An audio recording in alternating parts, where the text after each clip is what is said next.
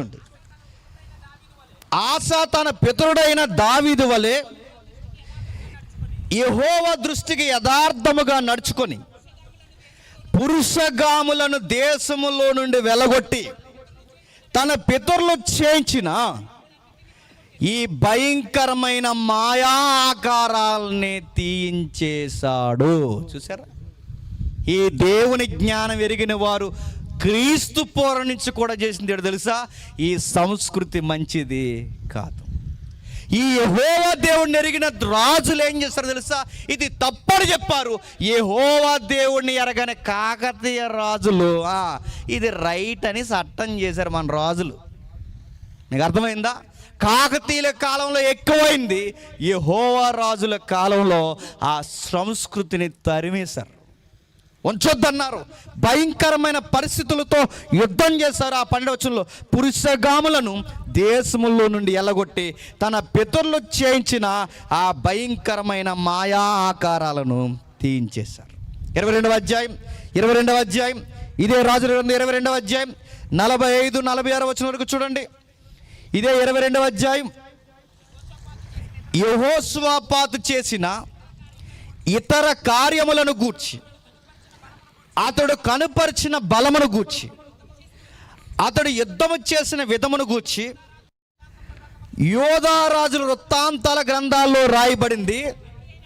తన తండ్రి అయిన ఆసా దినముల్లో చేసించి ఉండిన పురుషగాములను అతడు దేశములో నుండి వెలగొట్టిన యెహోవాని వెంబడించిన ఏ నాయకుడైనా ఈ సంస్కృతిని ఏం చేశాడు చెప్పండి?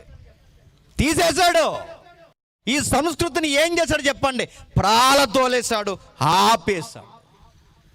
ఇది మిషనరీలకు అర్థమైంది కనుకే మిషనరీలు అక్కడి నుంచి బయలుదేరి మన భారతదేశానికి వచ్చి ఇది తప్పు, ఈ సంస్కృతి ఉండకూడదని చెప్పారు. మరో మాట చెప్పనా, అలా అయితే మేము కూడా ఇప్పటికీ అలాంటి బాధితుల్లో మా చుట్టాల పట్టాలు ఉన్నారన్నా దేవుడు మమ్మల్ని స్వీకరించడంటే అలా అనుకోకండి. ఒక మాట నేను చెబుతున్నాను, అప్ అండ్ డౌన్ చేయకు, అలాగే ఉంచు. లైవ్లో కాదు, మనకు ప్రజెంట్ ఇంపార్టెంట్. మళ్ళీ చెప్తున్నాను, ఈ విషయాలు మనం చూస్తున్నప్పుడు మరి దేవుడు మమ్మల్ని వదిలేస్తాడని ఎక్కడ అన్నాడు? ఆ విషయాలు మానేసిన వారిని హక్కుని చేసుకుంటాడు. ఒక ఉదాహరణ చెప్తాను. ఎరుకో పట్టణంలో ఈ సంస్కృతి ఉండేదండి, తెలుసుగా ఎరుకో. ఆ ఎరుకో గోడ మీద ఒక ఆవిడకి ఇల్లు కడతారు. ఎవరు? రాహాబు ఎవరో తెలుసా? జోగిని. రాహాబు ఎవరో తెలుసా? దేవదాసి. దేవుడు పేరు మీద ఆ ఊర్లో ఆ వృత్తును జరిగించే ఒక వ్యవస్థ. కానీ ఆమె దేవుడి వైపు తిరిగితే ఆమెను ఏం చేశాడు చెప్పండి? దేవుడు ప్రేమించాడు. మరో మాట చెప్పనా, యోప్తా తెలుసా? యోప్తా తెలుసుగా. యోప్తా తల్లి ఎవరో మీరు బయటికి ఇంటికి వెళ్ళిన తర్వాత చదవండి. యోప్తా తల్లి కూడా జోగిని. మీరు చదవండి ఇంటికి వెళ్ళిన తర్వాత. ఒక జోగినికి పుట్టిన కొడుకండి యోప్తా.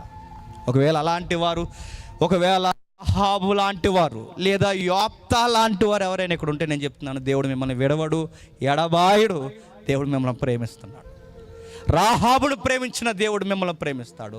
యోప్తాను ప్రేమించిన దేవుడు మిమ్మల్ని ప్రేమిస్తాడు. ఇదిగో మారని వారిని చెప్పినా వినని వారిని దూరం పెట్టాడేమో తప్ప, అయ్యో ఇది మాకు తెలియదు, మా పెద్దల పెత్తందారి వ్యవస్థ వల్ల మా నెత్తి మీద పడిందని ఎవరైనా అనుకుంటే ఈరోజే దేవుడు మిమ్మల్ని పిలుస్తున్నాడు. ఈ దేవుడు మిమ్మల్ని హక్కుని చేసుకుంటాడు, ప్రేమిస్తున్నాడు. ఆ దేవుడు ప్రేమించాడు కనుకే మిషనరీలను ఇక్కడికి పంపించాడు. సిఎస్ఐ లాంటి చర్చిలను కట్టించాడు. అందులో ఒక ఆవిడ, ఆ సాగకి చెందిన ఆవిడ ఇక్కడే మన పక్కన బెంగళూరు, కర్ణాటకలో ఫైట్ చేసింది. ఆమె పేరు ఒకసారి చూద్దాం, ఎమ్ఏ కార్మైకిల్. చూడండి ఒకసారి ఆమెను చూడండి. నేను చెబుతున్న అబద్ధాలు నిజాలు చూడండి. ఎమ్ఏ కార్మైకిల్ 1867 డిసెంబర్ 11 ఐర్లాండ్లో పుట్టింది. మీ పక్కన ఉన్న వచ్చింది 1867. అంటే మన స్వతంత్రం రాకముందు ఎన్నో శతాబ్దాల కాలం. 1867 డిసెంబర్ 16 ఐర్లాండ్లో జన్మించింది. చిన్ననాటి నుండి మధ్యతరగతి జీవితంలో పెరిగింది. ఆ రోజుల్లోనే ఆ మధ్యతరగతిలో ఉన్న కాస్త చేయి తిరిగిన కుటుంబంగానే ఉండేవారు. ఆమె మంచి విద్యార్థిగా ఉన్నతమైన చదువులు చదవడం ప్రారంభించింది.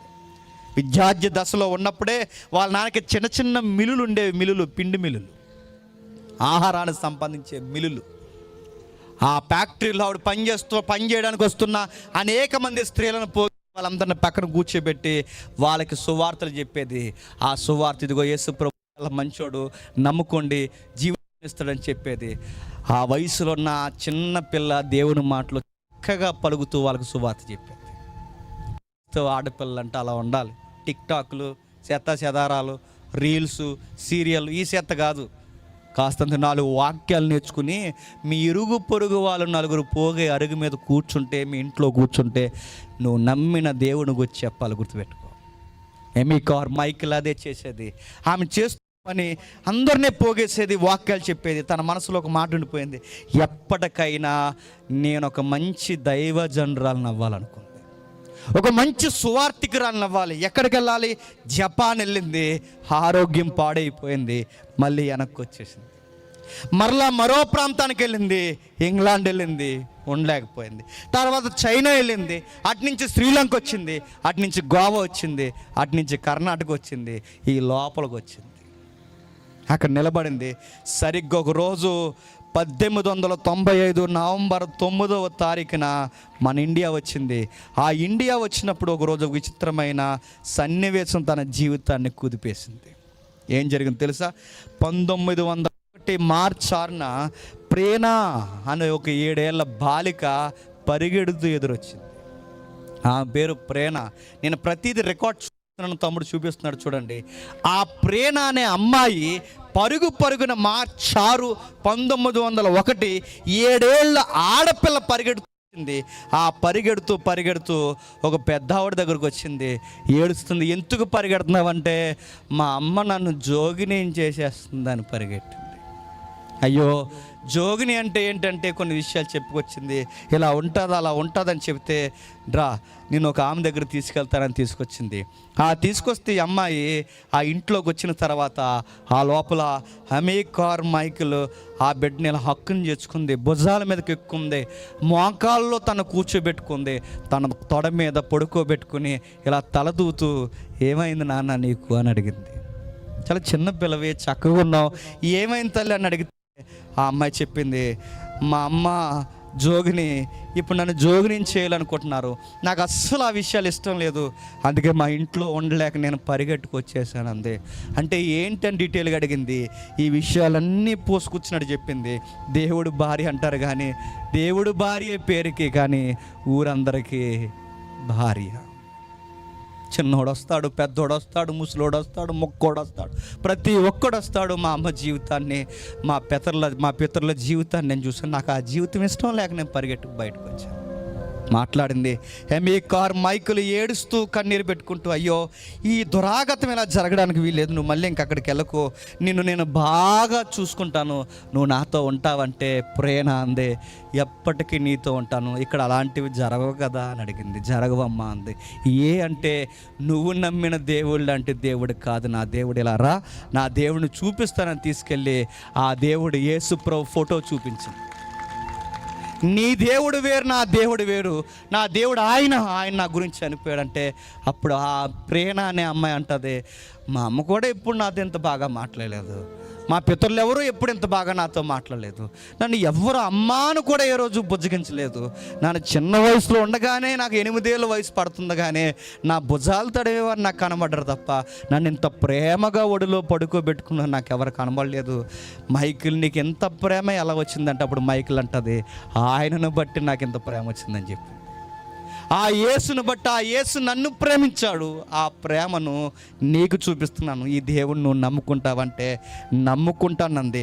ఆ చిన్నప్పుడు నమ్ముకున్న అమ్మాయి గుర్తుపెట్టుకోండి, ఈరోజు బెంగళూరులో ఒక సంస్థ ఉంది ఈ జోగిని వ్యవస్థ మీద. ఆ సంస్థ ఏంటో తెలుసా?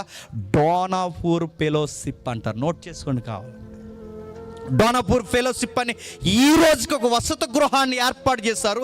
సుమారు 1000 మంది అక్కడ నివసిస్తున్నారు. అందరూ జోగినీలో ఉంటారు. డోనాపూర్ ఫెలోషిప్లో ఇదిగో సుమారు ఇది స్థాపించి ఈ రోజుకి ఈ కర్ణాటక పక్కన ద్వారాలు తెరిసే ఉంచారు. ఎందుకు చెప్తున్నా? ఇలాంటి ప్రేణ అనే తల్లులు ఇంకా ఉన్నారని, రమ్మని ఆహ్వానించడానికి ఆ తలుపులు ఇంకా తెరిసే ఉన్నాయి.